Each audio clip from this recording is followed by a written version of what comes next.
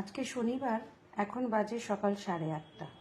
আজকে একটু দেরি করেই উঠেছি, কারণ অন্যান্য দিনের মতো আজকে বেরোনোর তাড়াটা নেই। তো ছুটি থাকলে কি হবে, সারা সপ্তাহের কাজ আজকে আমাকে করতে হবে, কারণ কালকে একটু বেরোনো আছে। তাই যাবতীয় যা ঘরের কাজ সব আজকে সারব। বাবু, গুড মর্নিং। গা পরিষ্কার করা হলো তোমার? চলো এবার উঠে পড়ো, ব্রেকফাস্ট করতে হবে। চলো। যেদিন যেদিন আমাকে বেরোতে হয় না, সেদিন সেদিন এইগুলোকে সব পরিষ্কার করতে হয়। করে রেখেছে, দেখেছো? এখানে এটা, এখানে এগুলো পুরো মানে এখানে আর ধরছে না, এখন জানলার ওপর উঠে গেছে। এই দেখো ঘরের অবস্থা, দেখুন পুরো খাটে বই ছড়িয়ে ছিটিয়ে আছে। মানুষ শোয়ার জায়গা নেই, কিন্তু বইপত্র সব শুয়ে বসে আছে।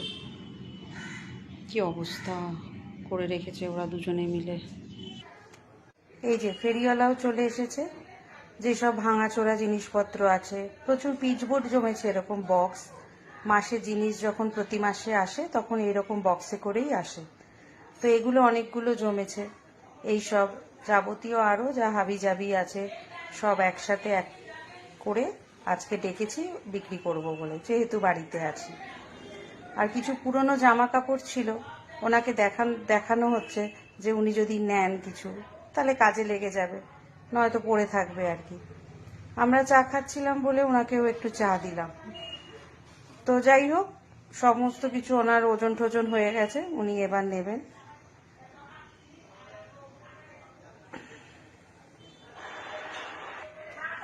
এদিকে আমার গোছানো হয়ে গেছে, খাটটাও পরিষ্কার করে রেখেছি, কিন্তু কতক্ষণ থাকবে এটা জানি না। জামা কাপড়গুলোও গুছিয়ে রেখেছি, কিন্তু যতটা পরিষ্কার এখন দেখছেন তার কিছুক্ষণ পরে আবার সেই আগের অবস্থাতে চলে আসবে। এইসব কাজ করতে গিয়ে আজকে রান্নার দিকে বেশি মন দেওয়া যায়নি, তাই জন্য অল্পতেই সেরে নিয়েছি। আজকে করেছি খিচুড়ি, একটা পাঁচমিশালি তরকারি আর একটু ভাজা। রাতে দেখা যাবে, কিছু একটা করে নেওয়া যাবে। চলুন তাহলে আজকের পর্বটা এখানেই শেষ করছি, আবার দেখা হচ্ছে আগামী কোনো পর্বে।